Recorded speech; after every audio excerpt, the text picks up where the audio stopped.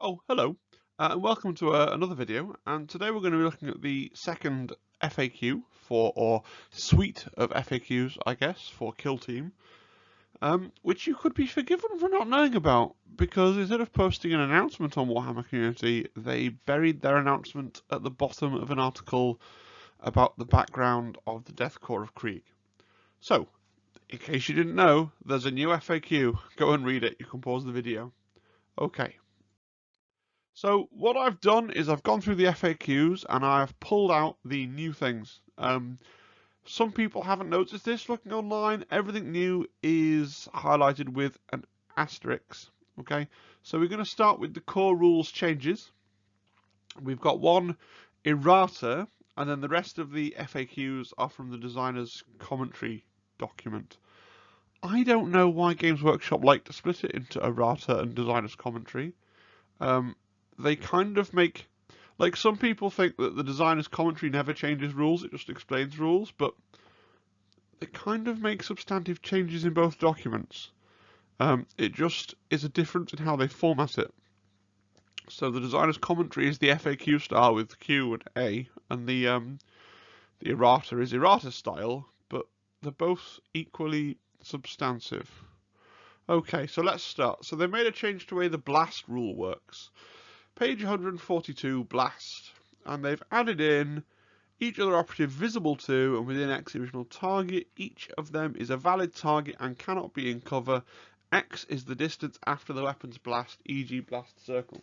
Right, so you can't see me, but I've got my core rulebook here, and I am turning to page 142. And let's try and work out what they've actually changed. I'm sure some people have worked it out already. So, using the same profile against each operative within X the original target. So they've added in that visible to that used to be there. There was nothing there before.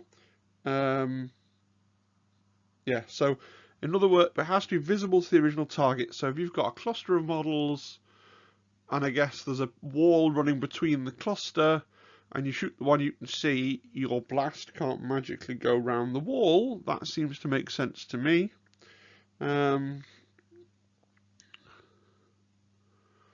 And then, instead of saying what it says in the original text, when determining if each other operative is a valid target or in cover, treat the original target as the active operative, it now says each of them is a valid target and cannot be in cover. X is the distance after the weapon's blast. So they've buffed blast weapons, I think. Right? Now, I don't use them very often, but it seems to me you could never shoot around corners like that, but now, when you're being hit by a blast, as long as you're visible to the centre of the blast, if there's like a low wall in the way that will be giving cover, then you can't be in cover, so you can't retain a dice. So I think that might be a slight buff. Yeah, I think so. Tell me in the comments if I'm wrong. Right, and then we're into the Q&A type section, the designer's commentary. So I'm gonna confusingly go to this middle column first because that was the order the document was in. Shooting attacks and fighting in combat. If there are no valid targets for a shooting attack made from a manifest psychic power action, what happens? The action isn't resolved, the points are refunded, the operative must then perform a different action, or if it knows more than one psychic power, it can perform that action again to select a different psychic power. Now that's interesting, because my understanding, if you do something, and I'll come on to this later, which prevents a target from being a valid target, if they can't find another valid target, generally speaking, that action can't happen and it disappears. So this seems to be a special exemption for psychic power actions where you get the points refunded. Correct me if I'm wrong. I don't know why they've decided psychic powers need that little buff. I've never played with Thousand Suns or Grey Knights, so I've no real experience of it in action, but I'm sure there's a reason why they felt that psychic powers needed that element. Question: can an operative parry even if the operative has no successful hits to discard? Even if the opponent, has no successful hits to discard? Yes, Yeah, there's loads of rules that you get that trigger off when you parry. You can also do these things. So people wanting to check they can still do that even if the actual parry part has no effect. That's fine. Question: if a weapon has more than one profile, one of which has the Blast X special rule, can an operative perform the Overwatch action with a profile that doesn't have the Blast X special rule? I can't think of a weapon that does that, but that's a pretty straightforward question. You can't Overwatch with blast weapons, so can you Overwatch with a weapon with two profiles? If one of them doesn't have blast, yes, but not the blast profile, that's fine. Question: if a rule inflicts additional damage, such as the Hammer Hand Psychic Power the Grey Knights have, and my opponent uses a rule to ignore the damage inflicted from an attack dice, such as the Just a Scratch tactical ploy, is the additional damage ignored? No. Only the damage from the attack dice is ignored, the additional damage is still inflicted. That seems quite big. I think that is the opposite from the way I would play it. I have never been in that scenario because I've never played with or against Grey Knights, and I'm struggling to think of other examples where you're adding on extra damage from another source. But I think if it did come up intuitively, I would assume that Just a Scratch ignored all the damage. So that is maybe a stealth nerf to Commandos there in very niche circumstances. Okay. Special rules and critical hit rules. If an operative has a rule that allows it to repeat a specific combat or shooting attack, e.g. as a result of Veteran of the Long War tactical ploy, must I select the same target? Yes, assuming it's still a valid target. If it isn't, you can't repeat the combat or shooting attack. Hang on. Does that mean that you have to shoot the same thing twice with Bolter Discipline now? I've got my Compendium here. I'm going to go and look at the Veterans of the Long War ability, because maybe it specifically talks about repeating, where other abilities don't. But let's have a look. So, I'm sure you can hear the book rustling. Heretic Astartes.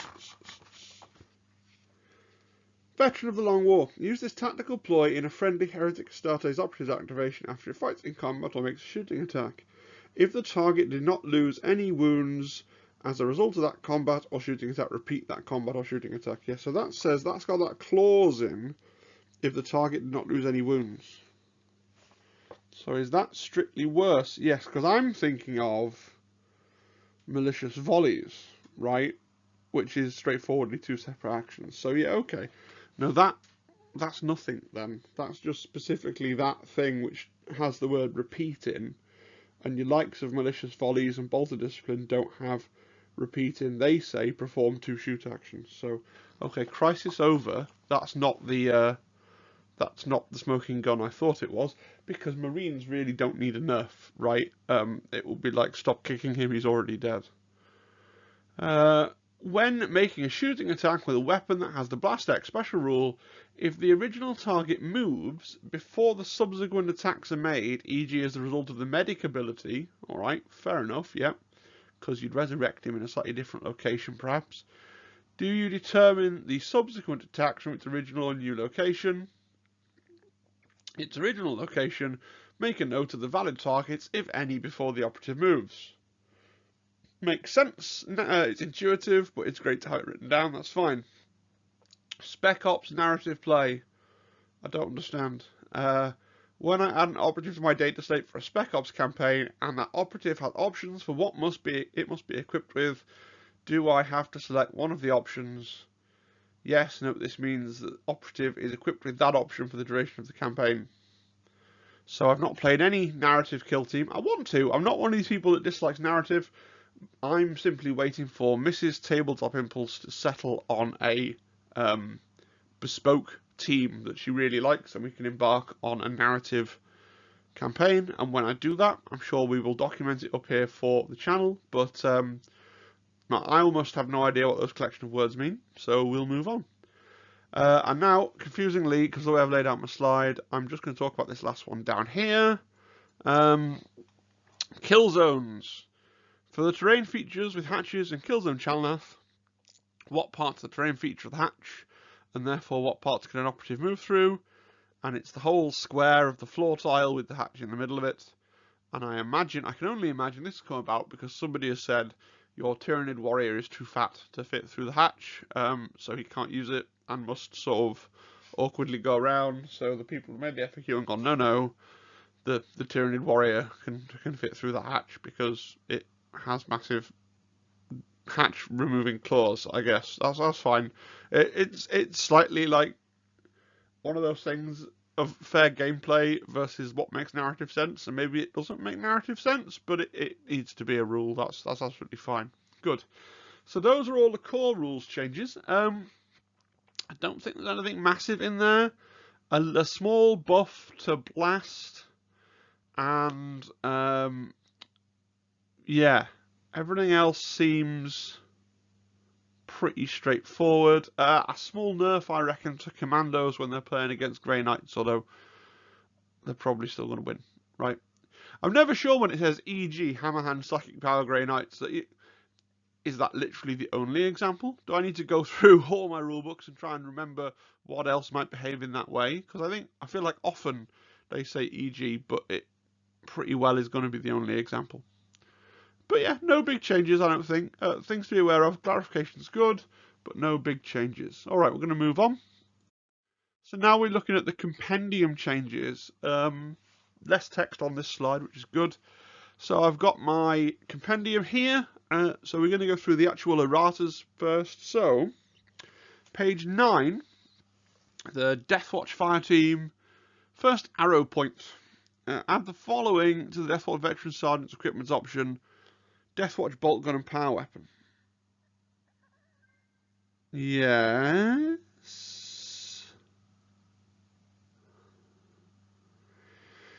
Equipped with the following options. Fists and one of the following options. Deathwatch Bolt Gun. One option from each of the following. Huh. So that's as a separate bullet point. So it's saying that you can give him a power weapon and a bolt gun, but you could already do that? Because you could give him... Oh no, I see. You can give him a bolt gun, or a shotgun, or a combi flamer, or a combi grav, or blah blah blah blah blah. Separately, you can give him a power weapon, Thunderhammer, Xenophase Blade, bolt pistol, grav pistol, hand flamer, inferno pistol, storm shield. So it says specifically, if you choose the power weapon, you can also have the bolt gun.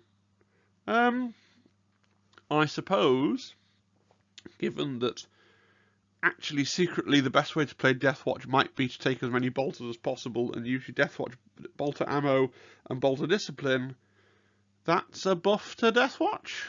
I mean, a really little buff to Deathwatch, but that's a buff to Deathwatch. Okay, good. Imperial Guard, page 42, Medikit. Pretty sure I understand this one, I think, but let's just go straight to it. So the Medikit is a 2 equipment point item you can buy Compendium Guard, and it now gives the operative the medical keyword as well as giving him the action. I'm not sure off the top of my head what else is keyed off the medic keyword in the rules, but now he has that keyword when you give him the medikit. Okay, fine. Chaos Demons. Demoness Icon Bearer, Demonette Horn Bearer. Okay, 92 and 93. So their attacks is going to 4. On their claws, yeah, which makes it the same as what the Demonette Fighter is. So it's clearly just creating a typo. That's fine, okay. And Hunter Cadre, i.e. Compendium Tau, page 137. And we're looking at the Saviour Protocols rules. Add the following sentence. So this is for when a drone is taking the shot for your other models. Friendly Hunter Cadre operatives cannot be protected by Saviour Protocols from shooting attacks made against each operative within range of a specified point. Remote mine, CE Kill Team Octarius. This also means they cannot be protected from the subsequent shooting attacks made as a result of blast weapons. Okay, Yeah. I don't know if they needed that nerf, but maybe Pathfinders did, and then Hunter Cadre have got it just for consistency. Okay, cool. And now we're on to the designer's notes. Can the Hexagonite Ward equipment prevent psychic actions that don't have a psychic power from being resolved, e.g. psychic actions from the Warpcoverns Tac Ops? Yes. Prevent psychic actions that don't have a psychic power from being resolved, e.g. psychic actions from Warpcoverns Tac Ops. Again, I don't really know what that's getting at, but I have in my pile of books White Dwarf 469, so let's just quickly turn to the... I mean, this is thrilling, a thrilling YouTube video. I'm sure I could edit all this out, but maybe it's charming. I'm going to go for that, right? Let's have a look here. Warpcoverns Tactical Objectives. Hopefully I'm answering the questions that you have when you read the FAQ, because I always know that I read FAQs and go, but what does that mean? So, Psychic Cabal. Use this tactical ploy when you would select the psychic power. Roll buff of his sorcerer, manifest psychic power, select the psychic power from it. No, that's not no. No. Huh. Oh, tac ops, not tactical ploys. Stupid tabletop impulse, looking at the wrong set of things. Not ploys, objectives. Right. Tac ops. Ah. So they have faction tac ops that give you a psychic action, yes, that you spend the AP to do, and you perform it, and it gets you your victory points. Right. So Grey Knights can use their equipment to prevent the Warpcoverns from trying to get their victory points with their psychic actions, and 2 of their 3 faction tac ops do that. That's cool. I like the idea of Grey Knights having some stuff that specifically can counter Thousand Suns. That's sweet and thematic. Yeah, I like that. I like that a lot. And Hunter Cadre. When using the standard fire tactical ploy, how do the ranged weapons critical hit rules work, if any? Only critical hit rules that specify when an operative fights in combat with the weapon can be... Oh, this is the one that lets you shoot in combat, right? Specify when an operative fights in combat with a weapon can be used. For example, Mortal Wounds X critical hit rule specifies each time a friendly operative makes a shooting attack with this weapon, therefore that critical hit rule will have no effect when the operative fights in combat. Yes, so they've broken some of their own rules by saying that you can use your guns in combat with a tactical ploy, and so now they're just fixing the fact that some of them, the critical hit one, for example, doesn't work because of how defending in combat works, right? That's fine. Because you still have to roll it as a combat attack with the opposed dice pools rather than as a shooting attack. Yeah, that makes sense. Good. Right. Commando changes. We're going to get much faster now. So, page 62, Commando Dakka Boy Dakka Dash. Add the following sentence. You can only select a Dakka shooter for this action's shooting attack. So I and everyone else subscribed to Can You Roll a Crit know exactly what this is talking about. There was a really common gimmick, I think, is probably the fair word to use, where you would buy the dynamite for your Dakka boy, and then you Dakka dash, which lets you do a dash move and then a free shooting action. And previously it didn't have this stipulation, so you'd use it to throw your dynamite, which was quite strong because that dynamite in itself is pretty strong. That's been knocked on the head because obviously Dakka dash is for shooting your Dakka shooter. That's why it's called Dakka Dash and not Dynamite Dash. Good. Veteran Guardsman. Page 53. Battle Honours Final Litany. Change the final sentence to read, if you do, that operative's next activation, change the physical characteristic of its ranged weapons to 2+. I have 0 context for you, so I'm reaching for my Octarius book. Page 53. Battle Honours Final Litany.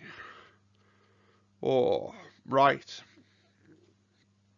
So, This is Spec Ops rules, which is why I've never heard of it. It should have been given a big flag saying Spec Ops, and I may have ignored it, but there you go. So if you're playing your Vet Guard in a Spec Ops campaign, you get to roll on a Battle Honours table. Instead of determining one from its specialism, it can roll a Veteran Guardsman one, and on the roll of a 6, you get Final Litany, which changes its BS and weapon skill characteristics weapons to 2+ respectively, and now you're just changing its BS to 2+. So a slight nerf for something in narrative play, so you can't make your Guardsman into a combat monster. Okay. Right, Hunter Clade. Not much here either, but let's just get through it really quickly. I'm just reaching for White Dwarf 468, page 67, so I can find out what they've done and why. Yep, so attacks has gone to 5 on the Rust Stalker Assassin. It was previously 3 on its transonic blades. Meanwhile, the Princeps had 5 on its transonic blades. Looks and smells a lot like correcting a typo. Fine. Good. We like to see our typos corrected. Moving on. Okay, now, Novitiates. Oh, here's where, first of all, lots of text. Second of all, mostly, I should know what I'm talking about. But I've still not painted my flamethrowers, so the first one I'm going to have to look up, because I'm not intimately familiar with Purge with Flame. So a tactical art, Purge with Flame.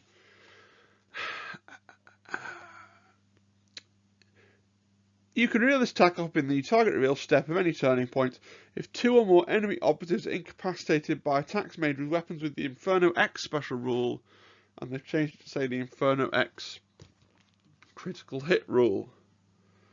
That's because Inferno X is a critical hit rule, and technically, by calling it a special rule, the tac op was very technically illegal if you were literally playing against a barrister. Yeah, if you needed that FAQ'd because your regular opponent was never letting you score Purge with Flame, then I'm sorry for you. Yes. Okay, page 40, Acts of Faith, Faithful Blessing. I was actually having this conversation with Mrs. Tabletop Impulse the other day, and we reached the same conclusion quite quickly as the FAQ has reached, but I will explain it through to you. So it says, this is essentially the one where you spend a faith point to get a command reroll, right? And it says, when a friendly Novitiate operative fights in combat or makes a shooting attack, in the roll attack dice or roll defense dice step of that combat or shooting attack, reroll one of your attack or defense dice. Right?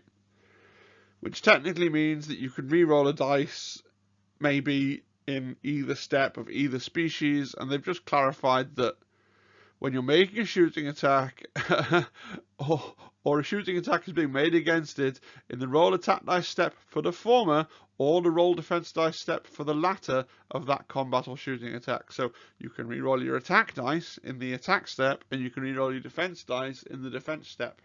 You can't, as would be the case in close combat, it would make sense, get 2 bites of the cherry by rolling them at different times. You can't do that. Okay. Good. Page 40, Acts of Faith, Blinding Aura. Now this one is quite big, so bear with me because I'm going to explain it, because I've seen some other videos of people who understand the game much more than me, but perhaps not novitiates, so I'm going to explain this really carefully. Blinding Aura currently reads, I'm going to read it out of the book, page 40, 2 faith points. When an enemy operative performs a shooting attack, select one friendly novitiate operative until the end of the activation. While that friendly operative is more than circle from that enemy operative, the friendly operative is treated as being in cover. So a couple of things with this. Technically, the rule as it's written in the Chalnath book seems to suggest that the order of play has to be, your opponent says, I'm declaring a shooting attack, and then the Sisters player has to say, okay, I'm using blinding aura on this model that I think you're probably going to want to shoot, and then the enemy declares the target of their shooting attack. Because if you look at the shoot activation sections, declare that you're doing a shooting attack and choose your target for the shooting attack are 2 different bullet points. But the reality is that nobody talks like that. Everybody just says, okay, I'm going to shoot this guy with my bolter. They don't leave that pause, which then leaves you in the really awkward situation of, when your opponent hasn't left you a pause, does that mean that you can't use blinding aura because you now have more information than you should? Or does it mean that you can still use blinding aura and it's their fault that they gave you more information by not leaving you time to say you wanted to use it? And it was just really awkward and annoying. And I've realised, by the way, that the discussion that I've just launched into, okay, I was reading this, and I promise I will get to this, okay, but I've actually just been discussing this, because it's obviously on my mind. So just redirect your eyes over there for a second. Thanks, everybody. So now they've changed it, and it's a slight buff, and for sanity's sake, it's mainly how it was being played anyway. So it's when the Novitiate's selected as a target. So now the interaction is much more straightforward. They say, I'm going to shoot her, and you say, okay, she uses blinding aura. Job done. And then they've declared they're shooting. They have to select a different valid target. If they can't select a different valid target, that's it. They're finished. The action's gone. Right? Job done. So that's, I guess, a buff. I guess a clarification. The reason I'm going to call it a buff is because the clarification could have gone either way. And they've picked the way that is both the least stressful for everybody, but also gives the benefit to the sisters player. Right? Because they could have somehow tried to make it say, no, you must say, I am declaring a shooting attack, and then you must pause, and if the other player doesn't, blah, blah, blah. And they haven't done that, so I'm relieved. So that's good. Now, back over to this side, to what is legitimately a buff, actually, and not a clarification. So I was explaining to Zimbad the first time he played into Initiates. He had a model on a vantage point. I had a model with a conceal order, who was behind some kind of light cover, right? Or maybe just in the open, doesn't matter. He shot her. I used blinding aura, and then I said, well, you can't target me now because I'm treated as being cover. And he said, no, I've got vantage. And then we went and looked up the vantage rule, and the vantage rule says it cancels if an operative is in cover provided by light cover, right, then they count as being on engage instead of conceal when you're on the vantage point. Whereas, as I explained, right, the cover coming from the blinding aura is coming from an ability, it's not coming from light cover, so it's cover. I thought they were going to go and clarify that. They've actually gone one step further and said, no, they're in cover, they're treated as being in cover, and they always are treated as having a conceal order if they've got a conceal order, regardless of any other rules. And it says e.g. vantage point, but I'm immediately thinking about Pathfinders, who can treat you as engage when you're on conceal, and who can no cover you with marker lights. And previously you couldn't do anything about that with blinding aura, and now you can. So it's a pretty big buff. So it's not just the clarification in the general case of the opponent being on a vantage point and feeling like they shouldn't have to deal with the fact you're on a conceal order, but actually it's a buff against the Pathfinders. So that's good.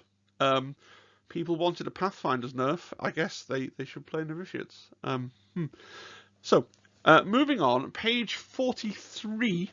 The Burning Advance. Again, my hole in my knowledge about flame. I'm going to try and get the flamethrowers painted this weekend. Okay. Burning Advance. Perform a free dash action with this operative and perform a free shoot action with it.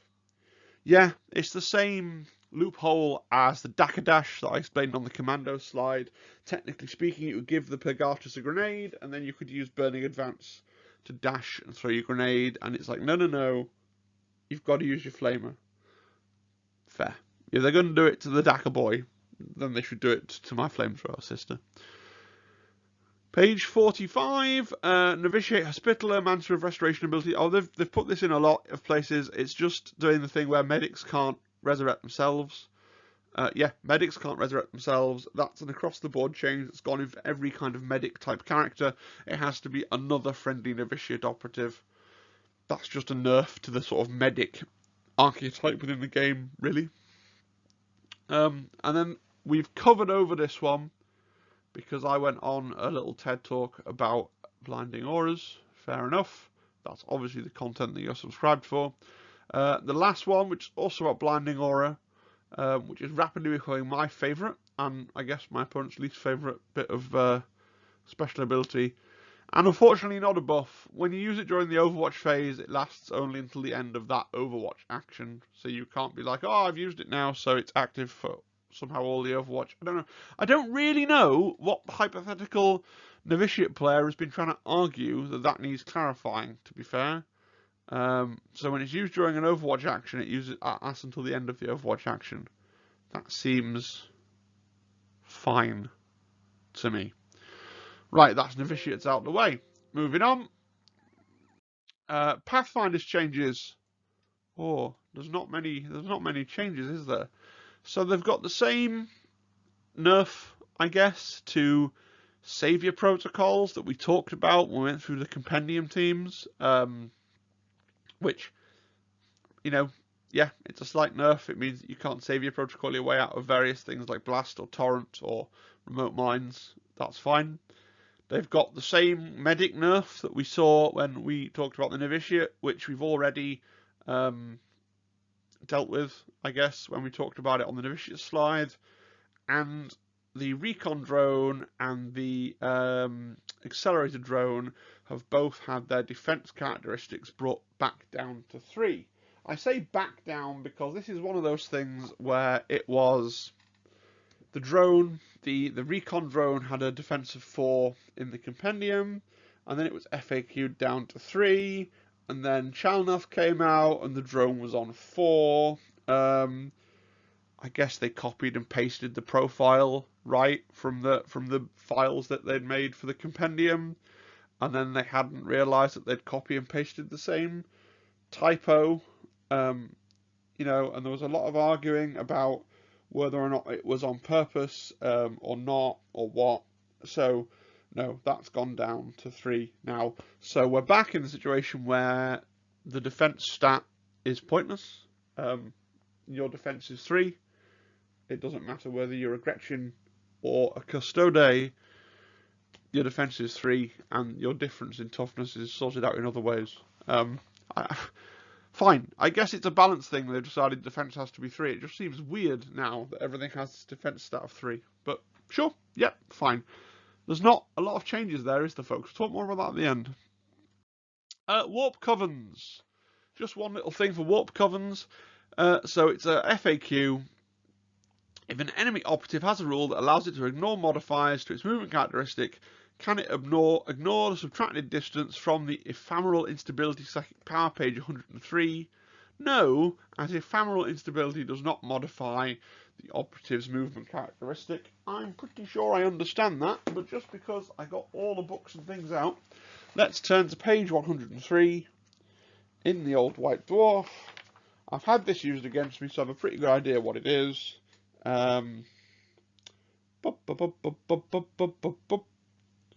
Yeah, until the end of the turning point, subtract circle from the distance that enemy operatives can move when performing charge and dash. I mean, Games Workshop, that kind of sounds like a modifier to the movement characteristic, but I guess it isn't. I'm not sure what the abilities are that people have that allow them to ignore modifiers to their movement characteristic. But assuming there are some, then yep, you needed that FAQ because I would have played it the way around. So I'll give you that. Good. I think that is it.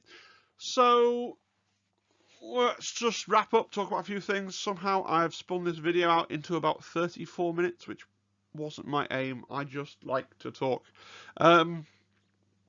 It's really funny, actually. I've got, I call him Tabletop Impulse Jr. has started a YouTube channel. I'm not going to link it here, okay? No offense, folks, but 200 people, one of you might be a weirdo. Talking about Minecraft and stuff, and he said to me the other day, I need to really work on getting to my videos to 20 minutes. And Mrs. Tabletop Impulse snarks, Mr. Tabletop Impulse, Phil never has that problem. Some of his sentences are longer than 20 minutes. So I am very verbose. I don't apologise for it. That's the way it is. If you didn't like it, you wouldn't be here watching my videos and subscribing to my channel, I suppose. So I'll try and keep it brief, but then I'll tell a long rambling anecdote. Hey, so there's no great town nerf. A lot of people were really hoping that there was going to be this, like, gutting of Pathfinders. This absolute, ripping them apart, reworking all their cool stuff, and making them rubbish. I'm being hyperbolic. It's not materialised. Some people are like, oh, no, this is the errata. There's going to be a balanced data slate, like, further down. There's not been a balanced data slate for Kill Team yet. 40k might get these things, but I really think Games Workshop is a profit-motivated company. And in a profit-motivated company, if you've got your employees working on various things, that wants to generate a profit. And time spent doing extra FAQs isn't going to turn a profit. But they know they have to support their game, so they've said there's going to be an FAQ after a product launch. I forget whether it's supposed to be 2 months or 3 months, and sometimes they're a bit early and sometimes they're late, but I will be very surprised if we see any kind of FAQ or errata that isn't the normal FAQ and errata that's going to come out after box number 3 at Knackman it comes out, right? Very surprised. Now that doesn't preclude that Tau could be nerfed in that FAQ, because we've seen they did make a small change to Commandos in this FAQ, so they've been relooked at for the new FAQ. So looks like they're going to relook at everything in each FAQ, but I think if you think there's going to be a big nerf between now and sort of 2-3 months post Knackman coming out, I think you're mistaken, sadly. Does this mean I don't think Tau are that bad? I mean, I've played against them once, and I didn't find them that bad. Maybe Zimbad wasn't playing them in the correct filthy way. I don't know. What I think is a thing, this isn't my original idea, this is something that people have said online, is this idea about there not being enough data. And people said, people aren't playing them because they're too obviously broken and they don't want to upset people. Partially. But I invite you to consider, I made a video a while ago, how much does hobby affect the meta? One of the reasons Custodes was so oppressive was because everybody has Imperial armies.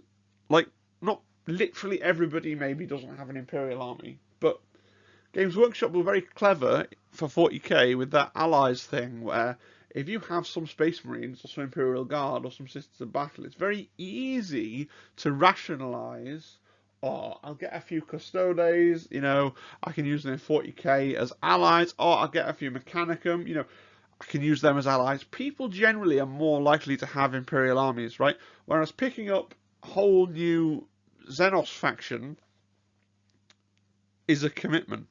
Because if you buy some Tau, you're buying 2,000 points of Tau because you're going to play Tau and be a Tau player. You can't muddle them in. Now, I know that mixing your armies and souping, as it's called, isn't such a thing in 40k anymore, but people don't set their models on fire when the rules stop favouring them.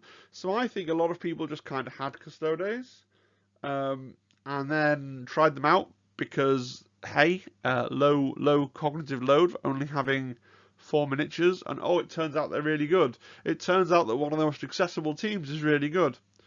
Whereas I don't think Pathfinders, my Pathfinders are still on their sprue from Chalnath, because I might get around to building and painting them at some point, but Tau, I think, is kind of a Marmite aesthetic. I'm just going to explain that quickly for non-Englishmen. Marmite is a yeast extract spread that ran an advertising campaign saying that you either love or hate Marmite. So therefore, when someone who is English says, "Oh, that's a Marmite such and such," they mean that people will either love or hate. That's that. So yeah, Tau are a bit of a Marmite team, I think, or not team in Kill Team necessarily, but race in the greater 40k background. People either really, really love them or despise them. And I think that's why you're not seeing as many people playing with them. I don't necessarily think there are that many people in Kill Team as there are for 40k who just buy whatever's best and play it and then put it on eBay when the next thing is best and then buy and play that. Like, I don't think we have those kinds of people. We definitely have hardcore players that want to win, but we don't have, like, massive cash prizes. Over in the States, correct me if I'm wrong, Americans, but they have, like, you can actually be a professional 40k tournament winner and derive significant income from it. We don't have that for Kill Team. You know, so I don't think people are rushing out to buy things just because they're the best if they don't like them. And I think there's a lot of people that don't like Tau. Yes. Thank you for listening to my TED Talk. I'm feeling especially verbose tonight, obviously. Right, must finish the video. Now it's nearly 40 minutes long. Next video on Sunday is probably going to be a reflection on the starter set. After we're going to find out some more stuff on Saturday about it, and then I'll be able to talk about value and things. Other people will already have done videos on Saturday because they'll have got their advanced copies, and I'm a tiny channel with 200 and some subscribers, but I'm going to put something out on Sunday anyway, unless the Sunday pre-order announcement is something else Kill Team related, but that seems really unlikely. Yes, I hope you enjoyed the video. If you're somehow still here, you obviously enjoy listening to my voice, and therefore you should subscribe to the channel so you can do that more often, because I think if you didn't like the video you'd have closed it by now, so you must like it, and therefore you must also click the thumbs up like button, right? That just seems logical to me, so go and do that. And if you want to, there's a Discord link. The Discord's a bit dead, but pop in and say hello. Pay no attention to people complaining about 40k constantly. Like, whenever 2 or 3 Warhammer geeks are gathered in a room, somebody's asking why they haven't got their codex yet. Yeah, and if you want to buy something from Element Games in the UK, then I get some commission from that for sending you your way, so that's good. Thank you. I hope you have an excellent rest of your day, and thanks for listening. Cheerio, bye.